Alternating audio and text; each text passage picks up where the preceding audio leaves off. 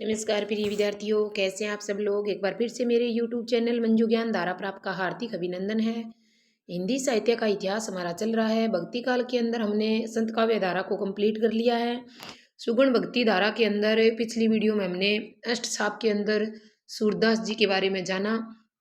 आज बाकी जितने भी अष्ट छाप के कवि बच गए हैं उसके बारे में अच्छे से मैं आपको बताने का प्रयास करूंगी, लेकिन उससे पहले मेरी आपसे छोटी सी रिक्वेस्ट है, प्लीज़ आप मेरे वीडियो को पूरा देखना। पसंद आई तो लाइक एंड शेयर कर देना। पहली बार आप मेरे चैनल पर विजिट कर रहे हो तो चैनल को सब्सक्राइब कर लेना, बेल आइकन को भी प्रेस कर देना ताकि आने वाली आल नोटिफिकेशन है वो आप तक पहुँच जाए।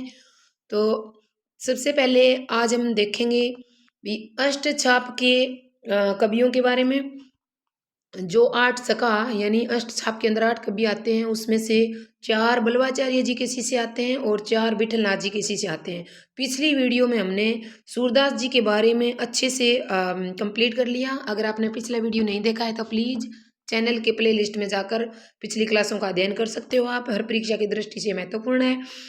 सूरदास जी कंप्लीट हो गए हमारे। आज हम जानेंगे कुमनदास, कृष्णदास, परमानंद दास। उसके बाद विठलनाथ जी के जो 4 शिष्य हैं, गोविंद स्वामी, छीत स्वामी, नंददास, चतुर्बुद्धदास, इन सभी के बारे में जानेंगे। तो चलो सबसे पहले हम देखते हैं कुमनदास जी के बारे में, ठीक है।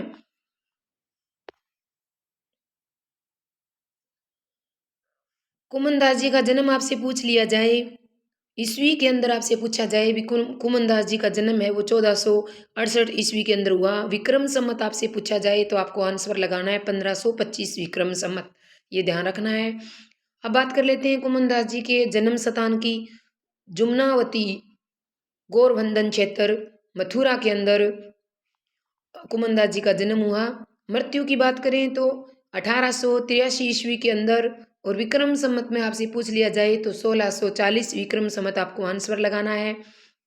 गुरु मैंने आपको बता दिया, यानी फिर देखो आप गुरु का नाम है वल्लभाचार्य। मैंने वल्लभाचार्य के 4 जो शिष्य थे आपको याद करवाए। सूर के पी के नाम से, सूर से सूरदास जी, के से कुमनदास, फिर के से कृष्णदास, पी से परमानंद दास। ऐसे आप सूर के पी के नाम से याद रखोगे तो चारों जो अष्ट साप के जो 8 में से 4 जो वल्लभाचार्य के हैं वो अच्छे से आपको याद रह जाएंगे। आगे आप देखो गुरु दीक्षा की बात करें भी कब कुमनदास जी ने गुरु दीक्षा प्राप्त की तो 1492 ईस्वी आपको आंसर लगाना है। अब हम बात करेंगे कुमनदास जी को लेकर महत्वपूर्ण क्या क्या तथ्य बनते हैं उसके बारे में, ठीक है। तो सबसे पहले देखो, ये अष्टछाप के कवियों में सर्वप्रथम दीक्षा लेने वाले शिष्य थे।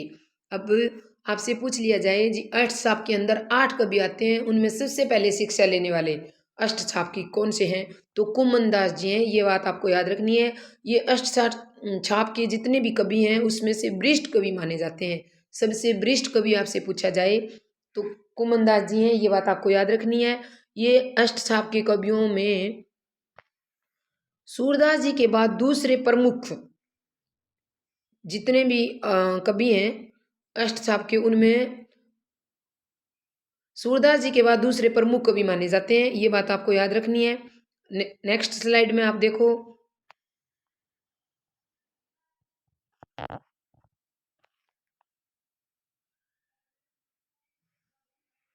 नेक्स्ट में ये कृष्ण भक्ति जो शाखा है उसके दार्शनिक जो पीठिका है उसको तैयार करने वाले कवि माने जाते हैं। अब आपसे पूछ लिया जाए जो कृष्ण काव्य धारा जो हमारी है उसकी जो दार्शनिक पीठिका है उस वो तैयार करने वाले कौन से कवि हैं अष्टछाप कवियों में तो कुमनदास जी हैं। इनके 7 पुत्र थे जिनमें से 6 खेती करते थे तथा सबसे छोटा जो पुत्र था उसका नाम था चतुर्बुद्धदास। अब आपको याद रखना है कुमनदास पिता हैं और चतुर्बुद्धदास क्या है, पुत्र है। कुमनदास जी है ना वो तो किसके शिष्य हैं, बल्लवाचार्य के शिष्य हैं, लेकिन चतुर्बुद्धदास जी हैं वो विठलनाथ जी के शिष्य हैं। ये बात आपको याद रखनी है, ठीक है। आगे आप देखो, रचना की बात करें तो कुमनदास जी की कोई स्वतंत्र रचना प्राप्त नहीं होती है, लेकिन इनके द्वारा रचित पदों के 2 संग्रह प्राप्त होते हैं। कितने, 2 संग्रह हमें मिलते हैं। कौन कौन से संग्रह देखो आप, कांकरोली विद्या प्रभाग द्वारा संपादित पद संग्रह के नाम से 186 पद उसमें मिले हैं। दूसरा है श्रीनाथ द्वारा ट्रस्ट यानी नाथ द्वार ट्रस्ट द्वारा संपादित है, उसमें 367 पद आपको मिले हैं। ये दोनों आपको याद रखने हैं, एक कांकरोली वाला, दूसरा नाथ द्वार ट्रस्ट वाला, ठीक है। नेक्स्ट आप देखो, अकबर के बुलावे पर एक बार इनको फतेहपुर सीकरी भी जाना पड़ा। अब यहाँ से परीक्षा की दृष्टि से महत्वपूर्ण क्वेश्चन बनता है, यानी कुमंदा एस्ट साहब के ऐसा कौन सा कवि है जिसको अकबर के द्वारा बुलावा आया फतेहपुर सीकरी जाने के लिए, या फिर कौन सा ऐसा कवि है एस्ट साहब के अंदर जो फतेहपुर सीकरी गया अकबर के बुलाने पर। तो आपको याद रखना है क्वेश्चन कैसे भी बन के आए, तो कुमंदास जी गए, अकबर के बुलावे पर उन्हें फतेहपुर सीकरी भी जाना पड़ा, जहाँ उन्होंने एक अनासक्त भाव का, यानी अनासक्त यानी अकबर के प्रति किसी प्रकार की कोई आस्था नहीं रखते हुए, राजा के प्रति कोई प्रेम नहीं रखते हुए एक ऐसे कथन बोले जो परीक्षा की दृष्टि से महत्वपूर्ण है। देखो, भगतन को कहाँ शीकरी सो काम, भगतन यानी जो भगत कवि भगत जन है उसे कहाँ शीकरी काम, यानी सीकरी जाने का कहाँ समय है, कहाँ काम है। आवत जावत पनिया, पनिया होती है हमारी चप्पल या जूतियाँ, टूटी बिसर गयो हरि नाम, यानी आवत जावत क्या हो जाती है, हमारी जूतियाँ टूट जाती है और हरि का नाम है वो बिसर जाता है। कहने का मतलब है कि मेरा सीकरी जाने का क्या काम है, मैं तो एक ऐसा भगत हूँ भगवान का। तो फिर ऐसा मतलब बिना किसी प्रेम भाव से अकबर के प्रति कोई प्रेम नहीं दिखाया। सीकरी जाने के बाद में ये कथन किसने बोले, ये कथन किसके द्वारा कहा गए, कैसे भी पेपर में आ सकता है, तो आपको याद रखना है कुमंदास जी ने बोले, भगतन को कहाँ सीकरी सो काम, आवत जावत पनिया टूटी बिसर गयो हरि नाम, ठीक है। अब आप नेक्स्ट में देखो, नेक्स्ट आते हैं अष्टछाप में 3 नंबर के जो हैं वो हैं कृष्णदास जी। कृष्णदास जी के जन्म की बात करें तो 1496 ईस्वी के अंदर हुआ है, ये बात आपको याद रखना है, ठीक है। और जन्म स्थान की बात करें तो चिलोतरा अहमदाबाद गुजरात के अंदर कृष्णदास जी का जन्म हुआ है। मृत्यु की बात करें तो 1578 ईस्वी के अंदर कुआं बनाते समय उसी में गिर जाने पर मृत्यु हो गई। तो यहाँ से एक क्वेश्चन बनता है भी ऐसा कौन सा अष्टछाप का कवि है जो कुएं का निर्माण करवा रहा था और उस करवाते समय कुएं में गिर जाने से मृत्यु हो गई। तो कृष्णदास जी क्या करवा रहे थे, कुएं का निर्माण करवा रहे थे और उसी समय उस कुएं में गिरने से क्या हो गई, कृष्णदास जी की मृत्यु हो गई। और ये आपको पता ही है, गुरु का नाम पूछे तो बल्लवाचार्य के शिष्य मैंने अच्छे से आपको सूर के केपी के नाम से याद करवा दिए हैं। नेक्स्ट आप देखो, गुरु दीक्षा की बात करें किस सन में ली कृष्णदास जी ने, तो 1510 ईस्वी में गुरु दीक्षा ली गई। प्रमुख रचनाएं की बात करें तो प्रमुख रचना कौन कौन सी है, देखो आप, कृष्णदास जी की प्रमुख रचना जुगलमान चरित्र, प्रेम तत्व निरूपण और भ्रमर गीत, ये 3 प्रमुख कृष्णदास जी की आपको याद रखनी है रचनाएं हैं महत्वपूर्ण, ठीक है। नेक्स्ट आप देखो, नेक्स्ट में है कृष्णदास जी को लेकर महत्वपूर्ण कौन कौन से बिंदु या तथ्य बनते हैं, देखो आप परीक्षा की दृष्टि से। अष्टछाप के कवियों में सबसे कुशाग्र बुद्धि, यहाँ से परीक्षा की दृष्टि से महत्वपूर्ण क्वेश्चन बनता है भी, अष्टछाप के जो 8 सका जो 8 कवि हैं उनमें सबसे ज्यादा प्रखर बुद्धिमान जीनियस कौन है, आपसे पूछ लिया जाए तो कृष्ण भगवान को याद रख लेना। भगवान तो वैसे ही जीनियस होते हैं, इस प्रकार आप याद रखोगे तो अच्छे से याद हो जाएगा। तो कृष्णदास जी क्या है, सबसे कुशाग्र बुद्धि यानी जीनियस बुद्धि वाले हैं होने के कारण बल्लवाचार्य जी ने इसे श्रीनाथ मंदिर में सेवा प्रबंध का संपूर्ण दायित्व किसको सौंप दिया, कृष्णदास जी को सौंप दिया। उसके गुरु ने बल्लवाचार्य ने क्या किया भी, कृष्णदास जी सबसे प्रखर बुद्धि सबसे जीनियस हैं, उसकी वजह से श्रीनाथ मंदिर की सेवा प्रबंध का जो संपूर्ण कार्य था वो किसके हाथों में सौंप दिया, कृष्णदास जी के हाथों में सौंप दिया। तो क्वेश्चन ऐसे भी बन सकता है भी अष्ट साहब के जितने भी कवि हैं उनमें से ऐसा कौन सा कवि है जिसको बल्लवाचार्य ने श्रीनाथ मंदिर में सेवा प्रबंध का संपूर्ण दायित्व उसके हाथों में सौंपा, तो कृष्णदास जी हैं, ठीक है, आपको याद रखना है। नेक्स्ट आप देखो, प्रबंध में कुशल होने के कारण अष्टसखाओं में अधिकारी के नाम से प्रसिद्ध हुए। ये भी परीक्षा की दृष्टि से मोस्ट इम्पॉर्टेंट क्वेश्चन है, यानी ऐसे कौन से अष्टछाप के कवि हैं जो मतलब एक प्रबंध करने में कुशल होने के कारण उसे अधिकारी के नाम से जाना जाता है। तो कृष्णदास जी को अधिकारी के नाम से जाना जाता है, प्रखर बुद्धि वाला माना जाता है और श्रीनिवास जी मंदिर का जो कार्यभार है वो बल्लवाचार्य ने किसके हाथों में सौंपा? कृष्णदास जी के हाथों में सौंपा, ये याद रखना है। कृष्णदास जी की मातृभाषा आपसे पूछ ली जाए तो आपको आंसर लगाना है गुजराती है। और काव्य भाषा आपसे पूछ ली जाए तो काव्य कौन सी भाषा है? वर्ज। जितना भी काव्य की रचना की वर्ज भाषा में की, और मातृभाषा क्योंकि गुजरात में पैदा हुए इसलिए मातृभाषा क्या है? मातृभाषा है वो गुजराती है। ठीक है, नेक्स्ट आप देखो, बल्लवाचार्य के 4 नंबर के जो शिष्य हैं वो हैं परमानंद दास। ठीक है, सबसे पहले हम बात कर लेते हैं जन्म को लेकर। जन्म 1493 ईस्वी आपको याद रखना है। जन्म स्थान की बात करें तो परमानंद दास जी हैं वो कनौज में पैदा हुए, ये बात आपको याद रखनी है। मृत्यु की बात करें तो 1572 ईस्वी में मृत्यु हुई। अब परमानंद जी के बारे में महत्वपूर्ण तथ्य कौन कौन से हैं देखो आप।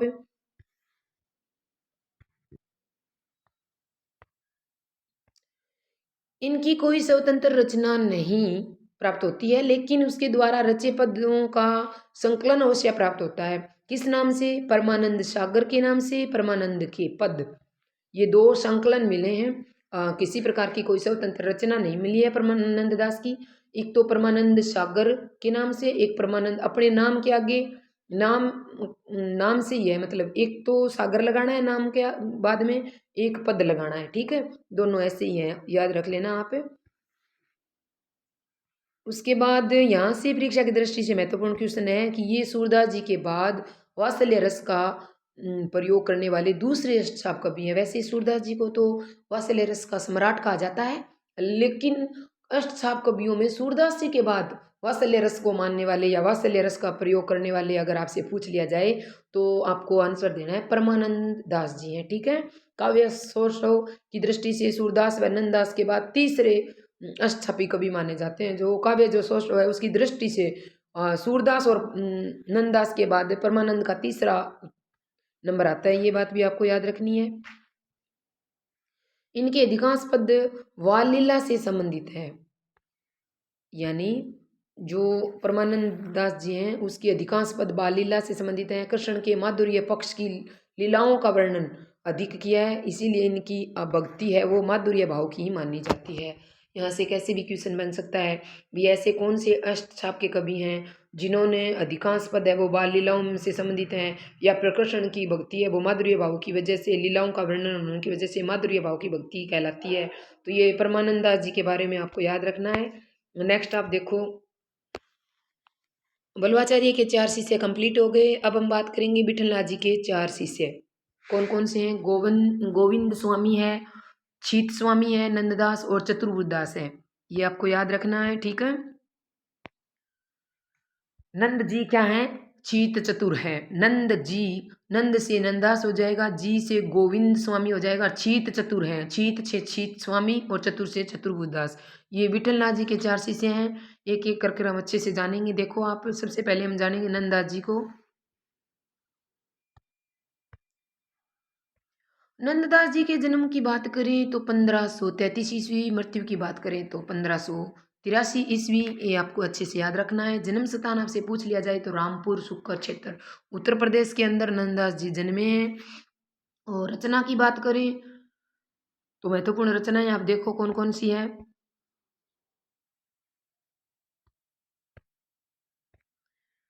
अनेकार्थ मंजरी, मान मंजरी, ये प्राय कोश है इनके। अब आपसे पूछ लिया जाए भी नंददास जी की ऐसी कौन सी रचना है जो प्राय कोश के अंदर आती है, तो अनेकार्थ मंजरी और मान मंजरी। और फिर तीसरी रचना है विरह मंजरी, जिसमें 12 मासी शैली से रचित भावात्मक काव्य है, यानी 12 महीनों का क्या किया गया है, वर्णन किया गया है। रूप मंजरी, ये क्या है? ये एक लघु आख्यान या रूप मंजरी इनकी प्रेमिका का नाम था, इसीलिए रूप मंजरी किसकी प्रेमिका है, ऐसे क्वेश्चन बन सकता है। तो विठलनाथ जी के शिष्य है, नंददास जी की प्रेमिका है।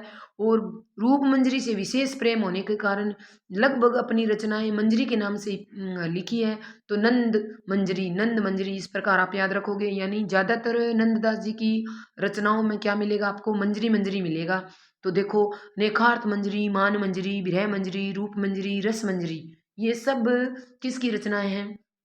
ये सब है ना नंदास जी की रचनाएं हैं। लेकिन अनेकार्थ और मान मंजरी ये प्रायकोश में है। और विरह मंजरी इसमें 12 मासा से इसमें रचित भावात्मक काव्य है, ये आपको याद रखना है। और रूप मंजरी, रूप कैसा है, लघु आख्यान, यानी इसमें रूप मंजरी इनकी क्या थी, प्रेमिका थी। और रस मंजरी ये भी आपको याद रखना है। आगे है रस पंचाध्यायी, इनकी सर्वश्रेष्ठ रचना आपसे पूछ लिया जाए कौन सी है, रस पंचाध्यायी। और उस जो नंदा जी है उसके बारे में एक महत्वपूर्ण कथन भी है जो परीक्षा की दृष्टि से महत्वपूर्ण है। शुक्लदास जी ने कहा है कि कवि, यानी इनकी श्रेष्ठ श्रेष्ठ रचना है, और कवि गढ़िया नंददास जी जड़िया, यानी और कवि क्या है, गढ़िया। बाकी जो कवि हैं वो क्या करते हैं, शब्दों को गढ़ते हैं, लेकिन नंददास जी ने अपने काव्य में शब्दों को जड़ा है, इसीलिए और कवि गढ़िया और नंददास जी जड़िया। ये किसके द्वारा, किसके लिए कहा गया है, तो ये शुक्ल जी द्वारा नंददास जी के बारे में कहा गया है, ये बात आपको याद रखनी है, ठीक है। और सबसे सर्वश्रेष्ठ रचना अगर नंददास जी की आपसे पूछे तो रास पंचाध्यायी है, ये भी आपको याद रखनी है। 7 नंबर पर आप देखो सिद्धांत पंचाध्यायी, कृष्ण की रास लीलाओं से संबंधित कौन सी रचना है नंददास जी की, आपसे पूछ लिया जाए भी कृष्ण की रास लीलाओं से संबंधित कौन सी रचना है, तो कृष्ण के सिद्धांत, भगवान के सिद्धांत किस में मिलेंगे आपको, ये आपको याद रखना है। सिद्धांत किस में मिलेंगे, सिद्धांत पंचाध्यायी में मिलेंगे, ठीक है।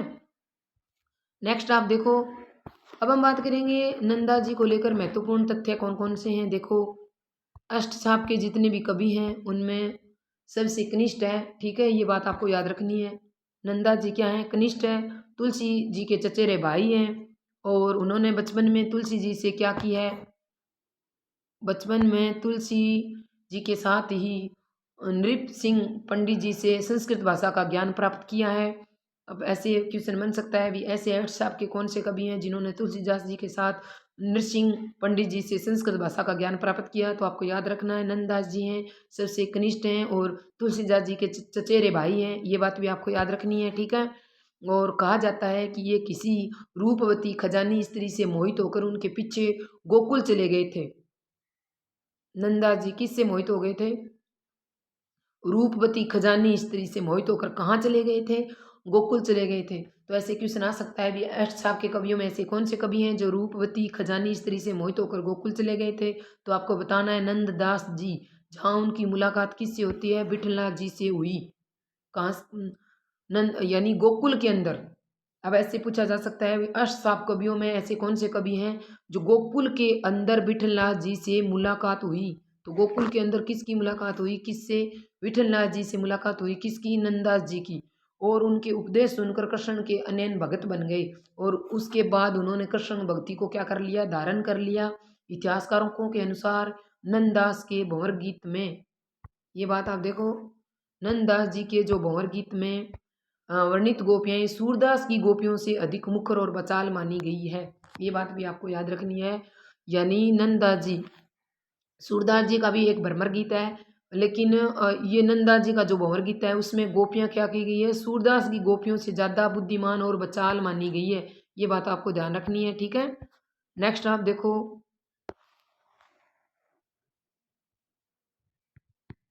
चतुर्भुज दास,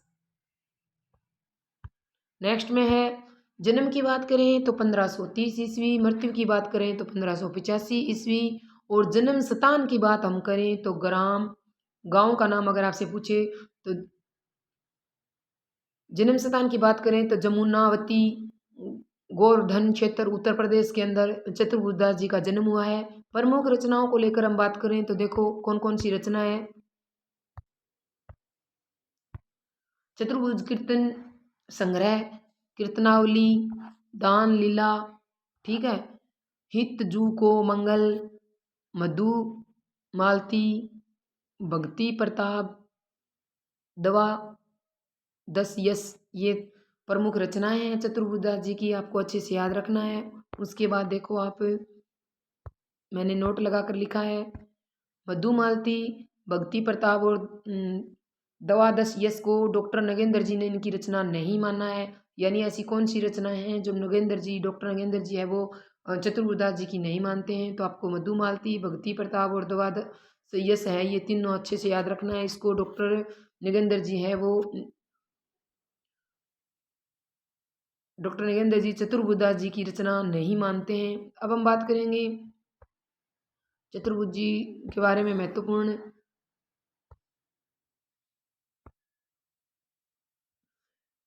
बिंदु देखो आप, ये कुमनदास जी के सबसे छोटे पुत्र हैं, ये बात आपको याद रखनी है। और कुमनदास जी ने स्वयं इनको गान विद्या, जो गाने की विद्या है, शिक्षा देकर पुष्टि मार्ग की दीक्षा दिलाई थी। यानी कुमनदास जी ने अपने पुत्र को गान विद्या सिखाकर पुष्टि मार्ग की दीक्षा प्राप्त करवाई थी, यह बात आपको याद रखनी है।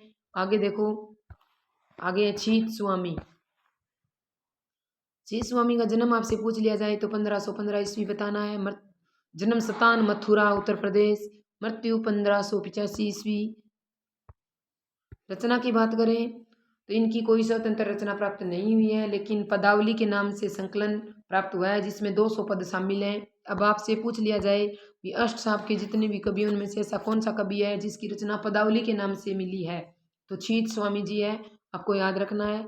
महत्वपूर्ण बिंदुओं को लेकर बात करें तो ये राजा बीरबल के पुरोहित माने जाते हैं। अष्ट साहब के कवियों में से कौन से कवि हैं जो राजा बीरबल के पुरोहित माने जाते हैं? छीत स्वामी जी। ये उदंड प्रवृत्ति के थे तथा लड़ाई झगड़े में क्या करते थे, होने के कारण बदनाम थे। इनको मथुरा में उदंडी छीत चौबे के नाम से जाना जाता था। यानी कौन उदंड प्रवृत्ति के थे? छीत स्वामी जी। ये बात आपको याद रखनी है।